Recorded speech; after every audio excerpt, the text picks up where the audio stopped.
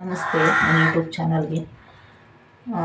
ಎಲ್ಲರೂ ಹೇಗಿದ್ದೀರಾ? ನಾನು ಚೆನ್ನಾಗಿದ್ದೀನಿ, ನೀವು ಚೆನ್ನಾಗಿದ್ದೀರಾ ಅಂದ್ಕೊಂಡಿದ್ದೀನಿ. ಇವತ್ತು ಮಹಿಳೆಯರ ದಿನಾಚರಣೆ. ಎಲ್ಲ ಕರ್ನಾಟಕದ ಮಹಿಳೆಯರಿಗೆ ಮಹಿಳಾ ದಿನಾಚರಣೆ ಶುಭಾಶಯಗಳು. Happy women's day. ಇವತ್ತು ಹ್ಯಾಪಿ ವುಮೆನ್ಸ್ ಡೇ ಎಲ್ಲರಿಗೂ. ನಾನಿವತ್ತು ನನಗೆ ಮೊಬೈಲು ಸಿಕ್ಕಿರೋದು 2023ರಿಂದ. ನಾನು ಮೊಬೈಲು ಸ್ಕ್ರೀನ್ ಟಚ್ ಮೊಬೈಲ್ ನೋಡಿರೋದು. ಆಮೇಲೆ ನಾನು ಯೂಟ್ಯೂಬ್ ಅಂತ ಸ್ಟಾರ್ಟ್ ಮಾಡಿ 5 ತಿಂಗಳಾಯ್ತು ಅಷ್ಟೇ. ನನಗಿನ್ನೂ ಅಷ್ಟೊಂದೇನು ಯೂಟ್ಯೂಬಲ್ಲಿ ಇನ್ನೂ ಅನುಭವ ಇಲ್ಲ. ಅದಕ್ಕೋಸ್ಕರ ನಾನು ಏನು ಜಾಸ್ತಿ ನಾನು ಭಯ ಆಗುತ್ತೆ ಒಂದ್ಸಲ ಯೂಟ್ಯೂಬ್ಗಳಲ್ಲೆಲ್ಲ ಏನಾದರೂ ಮಾತಾಡಬೇಕು ಅಂದರೆ ಸ್ವಲ್ಪ ಭಯನೇ ನಮಗೆ. ಯಾಕಂದರೆ ನಾವಿನ್ನೂ ಹೊಸಬ್ರಲ್ವಾ, ಹಂಗಾಗಿ ಸ್ವಲ್ಪ ಭಯ. ನಾನು ಈ ಇನ್ಸ್ಟಾಗ್ರಾಮ್ ಓಪನ್ ಮಾಡಿದ್ರೆ ನನ್ನ ಮೊಬೈಲಲ್ಲಿ ಇನ್ಸ್ಟಾಗ್ರಾಮಲ್ಲಿ ಯೂಟ್ಯೂಬಾಗಲಿ ಓಪನ್ ಮಾಡಿದ್ರೆ, ಯಾರ್ದಾದ್ರು ಯೂಟ್ಯೂಬ್ ಓಪನ್ ಮಾಡಿ ಇನ್ಸ್ಟಾಗ್ರಾಮ್ನ ನಾವು ಓಪನ್ ಮಾಡಿದ್ರೆ ಬರೀ ಸೌಜನ್ಯ ಕೇಸೆ. ಸೌಜನ್ಯ ಎಷ್ಟು ನೋಡ್ತೀವಿ ಅಂದರೆ ಬೆಳಗ್ಗೆ ಇದ್ದರೆ ಓಪನ್ ಆಗುತ್ತೆ. ಅಂದರೆ ಅವರು 12 ವರ್ಷದಿಂದ ಹೋರಾಟ ಮಾಡಿದ್ದಾರಂತೆ, ಅವ್ರಿಗಿನ್ನೂ ನ್ಯಾಯ ಸಿಕ್ಕಿಲ್ಲ. ಆದರೆ ಆ ಹುಡುಗಿನ ಆ ಥರ ಭೀಕರವಾಗಿ ಕೊಲೆ ಮಾಡಿಬಿಟ್ಟವ್ರೆ. ಯಾರೇ ಆಗಿರ್ಲಪ್ಪ, ಭೀಕರವಾಗಿ ಪ್ರಾಣಿಗಳ ಥರ ಒಂದು ಬೆಕ್ಕು ಇಲಿನ ಯಾವ ಥರ ಕಿತ್ಕೊಂಡು ತಿನ್ನುತ್ತೋ ಆ ಥರ ಕಿತ್ಕೊಂಡು ತಿಂದ್ಬಿಟ್ಟಿದ್ದೀರಾ. ನಿಜವಾಗ್ಲೂ ನೀವು ಅತ್ಯಾಚಾರ ಮಾಡಿದ್ದೀರೋ ಏನು ಮಾಡಿದಿರೋ ಗೊತ್ತಿಲ್ಲ. ಹುಡುಗಿನ ಆ ಥರ ಭೀಕರವಾಗಿ ಸಾಯಿಸಿರೋ ಪಾಪ ಅಂತೂ ಇಲ್ಲಿ ನೀವು ಲೆಕ್ಕ ಹಾಕ್ಕೋಬೋದು. ಯಾರ ಹುಡುಗಿನ ಸಾಯಿಸಿದ್ದೀರೋ ಅವ್ರು ಇಲ್ಲಿ ಕೂತ್ಕೊಂಡು ನಾವೇನೂ ತಪ್ಪು ಮಾಡಿಲ್ಲ, ನಮ್ದೇನೂ ತಪ್ಪಿಲ್ಲ ಅಂತ ನೀವು ಅಂದ್ಕೊಂಡ್ರು ಮೇಲ್ಗಡೆ ಭಗವಂತ ಅಂತ ಒಬ್ಬರವ್ರೆ, ಅವ್ರ ಹತ್ರ ಎಲ್ಲ ಲೆಕ್ಕ ಇರುತ್ತೆ. ನಾವಿಲ್ಲೇನೇ ಭೂಮಿ ಮೇಲೆ ಪಾಪ ಮಾಡಿ ಪಾಪ ಮಾಡಿದ್ರು ಪ್ರತಿಯೊಂದು ಇಂಚು ಭಗವಂತನ ಹತ್ರ ಇರುತ್ತೆ. ನಾವೇನೇ ಒಂದು ಸಣ್ಣ ಸೂಜಿ ಮನೆಯಷ್ಟು ನಾವು ತಪ್ಪು ಮಾಡಿದ್ರು ಭಗವಂತನ ಹತ್ರ ಲೆಕ್ಕ ಇರುತ್ತೆ. ನಾವೇನೂ ತಪ್ಪು ಮಾಡಿಲ್ಲ ಅಂತ ಅನ್ನೋಕ್ಕೆ ಹೋಗಬೇಡಿ. ಆ ಹುಡುಗಿನ ಅಷ್ಟು ಭೀಕರವಾಗಿ ಕೊಲೆ ಮಾಡಿದ್ದೀರಾ. ಆ ಹುಡುಗಿ ಏನು ಪಾಪ ಮಾಡಿತ್ತು? ಅವ್ರ ತಾಯಿ ಅದ್ರ ಬಗ್ಗೆ ಎಷ್ಟು ಕನಸು ಕಟ್ಕೊಂಡಿರ್ತಾರೆ. ತಾಯಿ ಯಾವುದೋ ಒಂದು ಹೋರಾಡ್ತಾರೆ, ಸೆರಗೊಡ್ಡಿ ಕೇಳ್ತಾರೆ ನನ್ನ ಮಗಳಿಗೆ ನ್ಯಾಯ ಕೊಡಿಸ್ರಿ ಅಂತ. ಆದರೆ ನ್ಯಾಯ ಇನ್ನೂ ಸಿಕ್ಕಿಲ್ಲ ಅಂತ ಅವ್ರಿಗೆ. 12 ವರ್ಷದಿಂದ ಹೋರಾಟ ಮಾಡ್ತಾವ್ರೆ. ನಮಗೆ ಗೊತ್ತಾಗಿರೋದು ಒಂದು 2 ವರ್ಷದಿಂದ ಈಚೆಗೆ. ಆದರೆ ನಮ್ಮ ಹತ್ರ ಈ ಥರ ಎಲ್ಲ ನಾವು ಯೂಟ್ಯೂಬರ್ ಅಲ್ವಲ್ಲ, ಹಂಗಾಗಿ ನಾವೇನು ಮಾತಾಡ್ತಾ ಇರಲಿಲ್ಲ. ಬಟ್ ಯೂಟ್ಯೂಬರ್ ಆಗಿ ನಾನು ಒಬ್ಳು ಹೆಣ್ಮಗಳಾಗಿ ಇವತ್ತು ಮಹಿಳಾ ದಿನಾಚರಣೆ. ಅದರಿಂದ ನನಗೆ ಹೆಣ್ಮಕ್ಳಿಲ್ಲ, ನಾನು ಒಬ್ಳು ಹೆಣ್ಮಗಳಾಗಿ.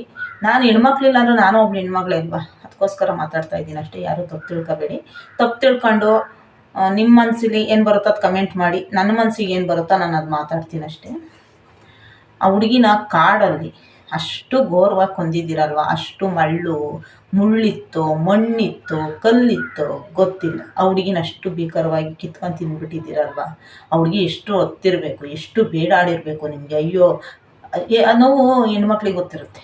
ಆ ಥರ ಆ ಜಾಗದಲ್ಲಿ ಯಾವ ಹೆಣ್ಮಕ್ಳಿದ್ರೂ ಅದು ಆ ಪರಿಸ್ಥಿತಿ ಅವ್ರಿಗೆ ಗೊತ್ತಿರುತ್ತೆ. ನಾವು ಬಾಯ್ಬಿಟ್ಟು ಹೇಳೋದು ಬೇಡ. ಅದು ಆ ಹುಡುಗಿ ಎಷ್ಟು ಹತ್ತಿರ್ಬೋದು. ಆ ಹುಡುಗಿನ ಕೈ ಕಟ್ಟಿದ್ದೀರಾ ಅಂದರೆ ಆ ಹುಡುಗಿ ಆ ವಿಡಿಯೋಗಳು ನೋಡ್ತಾ ಇದ್ರು ದಯವಿಟ್ಟು ಯಾವ ಹೆಣ್ಮಕ್ಳಿಗೂ ಆ ಥರ ಶಿಕ್ಷೆ ಕೊಡೋಕೆ ಹೋಗಬೇಡಿ. ಏನು ಗೊತ್ತಾ, ನಿಮ್ಮ ಮನೆಯಲ್ಲಿ ನೀವು ಮದುವೆ ಆಗಿರ್ದಿರೋ ಇಲ್ವೋ ನಮಗೆ ಗೊತ್ತಿಲ್ಲ, ಆದರೆ ಬೇರೆ ಹೆಣ್ಮಕ್ಳನ್ನ ಆ ಥರ ಹುಡುಗಿನ ಅಷ್ಟು ಶಿಕ್ಷೆ. ಸೌಜನ್ಯ ಏನು ಪಾಪ ಮಾಡಿ ಅವ್ರ ಕೈ ಸಿಗಾಕೊಬಿಟ್ಟವ. ಅವತ್ತು ಆ ಹುಡುಗಿ ಕಾಲೇಜ್ಗೆ ಹೋಗಿ ಬರ್ತಾ ಇತ್ತಂತೆ. ಆ ಹುಡುಗಿಗೆ ಏನು ಸಾವಲ್ಲಿ ಕಾದಿತ್ತೋ ಇಲ್ಲ ಅವರಿಂದಲೇ ಸಾಯಬೇಕು ಅನ್ನೋದು ಆ ಹುಡುಗಿಗೆ ಬರೆದಿತ್ತೋ ಏನೋ ಗೊತ್ತಿಲ್ಲ. ಆ ತಾಯಿ ಆ ಹುಡುಗಿ ಆ ಸ್ಥಿತಿಲಿ ತಂದೆ ತಾಯಿ ನೋಡಿದಾಗ ಅವ್ರು ಏನಾಗಿರಬೇಡ ಅವ್ರಿಗೆ. ಅವರ ಆ ಸ್ಥಿತಿಲಿ ತನ್ನ ಹೊಟ್ಟೆಗೆ ಹುಟ್ಟಿರೋ ಮಗಳು ಸ್ಥಿತಿ, ಆ ಹುಡುಗಿ ಆ ಜಾಗದಲ್ಲಿ ಆ ಹುಡುಗಿ ಸ್ಥಿತಿ, ಆ ಹುಡುಗಿ ಆ ಥರ ಮಲಗಿದ್ದಾಗ ತಾಯಿ ಕಳ್ಳು ಏನಾಗಿರಬೇಡ. ಆ ತಾಯಿ ಕಳ್ಳು ಏನಾಗಿರಬೇಡ. ಇವಾಗ ನಾನೊಂದು ವಿಷಯ ಹೇಳ್ತೀನಿ. ಮನೆಯಲ್ಲಿ ನಾವು ಆ ಹುಡುಗಿನ ಸಾಕಕ್ಕೆ ಅವ್ರು ಎಷ್ಟು ಕಷ್ಟಪಟ್ಟಿರ್ತಾರೆ. 17 ವರ್ಷದ ಹುಡುಗಿ ಅಂತೆ ಅದು. ಸಾಕಕ್ಕೆ ಅವ್ರು ಎಷ್ಟು ಕಷ್ಟಪಟ್ಟಿರ್ತಾರೆ. ಚಿಕ್ಕ ಮಕ್ಕಳಿಂದ ಅವ್ರು ಸಾಕಿ ನನ್ನ ಮಗಳನ್ನ ಓದಿಸ್ಬೇಕು, ಡಾಕ್ಟ್ರು, ಇಂಜಿನಿಯರು, ಪೊಲೀಸು, ಏನೋ ಒಂದು ನನ್ನ ಮಗಳನ್ನ ಓದಿಸ್ಬೇಕು, ಕೆಲ್ಸಕ್ಕೆ ಹೋಗ್ಬೇಕು ನನ್ನ ಮಗಳು. ಆಮೇಲೆ ಇಲ್ಲ ಅಂದರೆ ಬೇಡ, ಅದೆಲ್ಲ ಬೇಡ, ಮದುವೆ ಆಗಿ ಎಲ್ಲ ಒಂದು ಕಡೆ ಗಂಡನ ಮನೆಗೆ ಇರೋಳೋ ಏನೋ ಆ ಹುಡುಗಿ.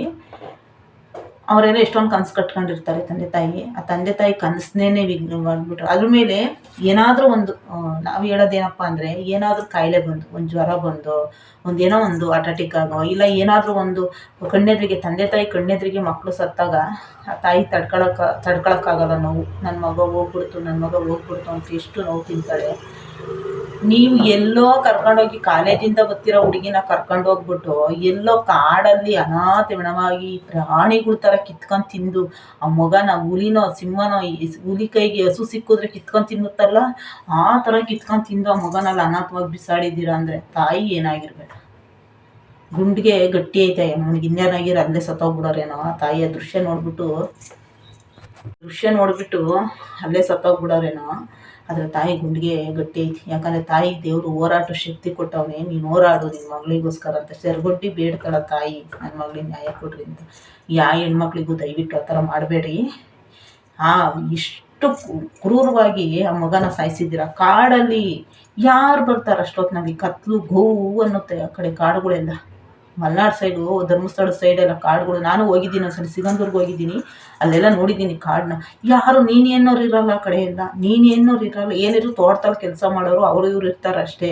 ಆ ಕಡೆ ಎಲ್ಲ ಒಂಟೊಂಟಿ ಮನೆಗಳು. ಆ ಕಡೆಗೆಲ್ಲ ಸಖತ್ತು. ಅಷ್ಟೊತ್ತಿನಲ್ಲೇ ಮಗನ ಅಷ್ಟು ಕ್ರೂರವಾಗಿ ಕೊಂದಿದ್ದೀರ ಸೌಜನ್ಯ. ಏನು ಪಾಪ ಮಾಡಿತ್ತು? ಏನಪ್ಪ ಪಾಪ ಮಾಡಿತ್ತು?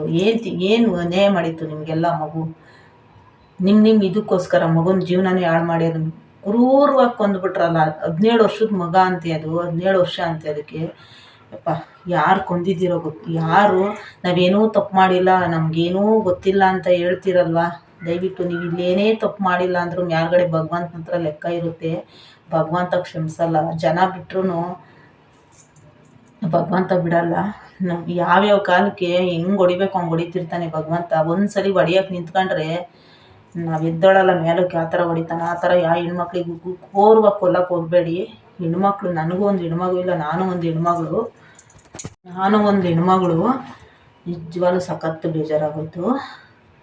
ಅಪ್ಪ, ನಮಗೆ ನೋಡೋಕ್ಕಾಗಲ್ಲ ದೃಶ್ಯ ಕಣ್ಣಲ್ಲಿ. ಕೈ ಕಟ್ಟಿ ಅಲ್ಲ, ಅಷ್ಟು ಒಂದು ಗರ್ಭದ ಗುಡಿ, ತಾಯಿ ಗರ್ಭದ ಗುಡಿಗೆ ನೀವು ಮಣ್ಣು ತುಂಬಿದ್ದೀರಾ ಅಂದರೆ ಯಪ್ಪ, ಹೇಳಕ್ಕೆ ನನಗೆ ಅಸಾಧ್ಯ.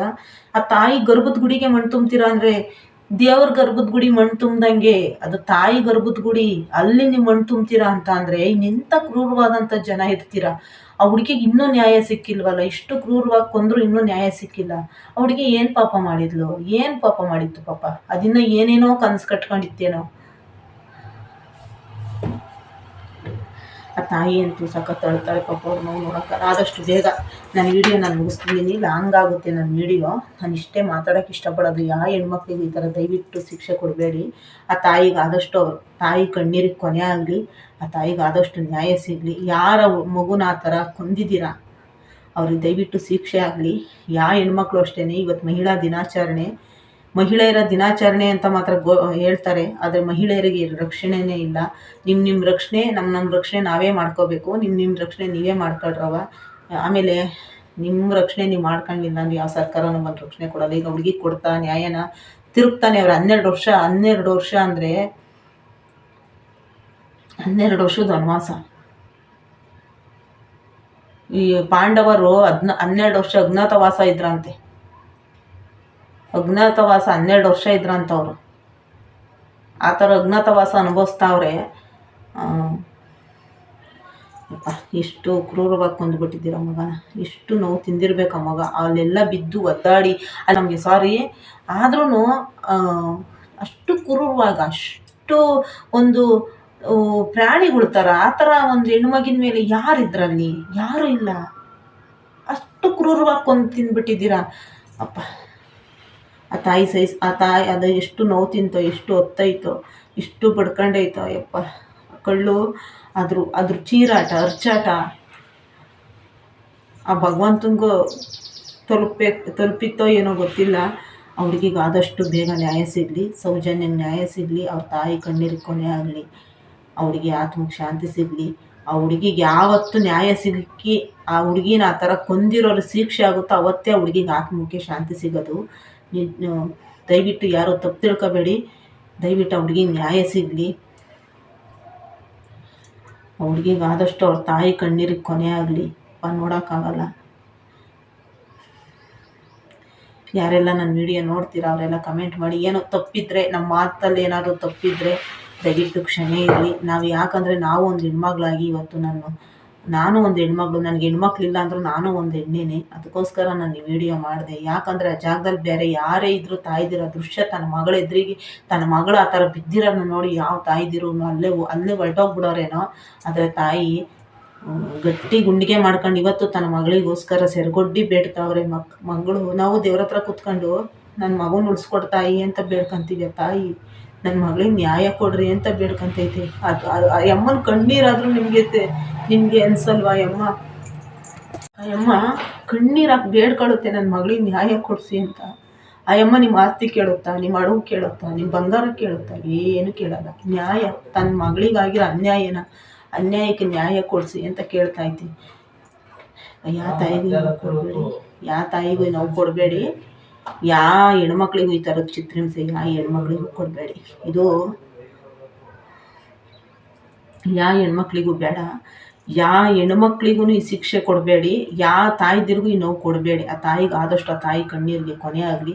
ಇದು ಹೇಳ್ತಾ ನನ್ನ ವೀಡಿಯೋನ ನನ್ನ ವೀಡಿಯೋನ ನಾನು ಮಾಡ್ತಾಯಿದ್ದೀನಿ. ನನ್ನ ವೀಡಿಯೋ ಲಾಂಗ್ ಆಗುತ್ತೆ. ದಯವಿಟ್ಟು ಯಾರೆಲ್ಲ ಸೌಜನ್ಯಕ್ಕೆ ನ್ಯಾಯ ಸಿಗಲಿ, ಅವ್ರ ತಾಯಿ ಕಣ್ಣೀರಿಗೆ ಕೊನೆ ಆಗಲಿ ಅಷ್ಟೇ ನಾವು ಕೇಳ್ಕೊಳ್ಳೋದು. ದಯವಿಟ್ಟು ತಪ್ಪಿದರೆ ದಯವಿಟ್ಟು ಕ್ಷಮೆ ಇರಲಿ. ಆ ತಾಯಿ ಕಣ್ಣೀರಿಗೆ ಕೊನೆ ಆಗಲಿ, ಸೌಜನ್ಯಂಗೆ ನ್ಯಾಯ ಸಿಗಲಿ, ಅವಳ ಆತ್ಮಕ್ಕೆ ಶಾಂತಿ ಸಿಗಲಿ. ನನ್ನ ವಿಡಿಯೋ ಯಾರೆಲ್ಲ ನೋಡ್ತೀರಾ ಅವ್ರಿಗೆಲ್ಲ ಧನ್ಯವಾದ.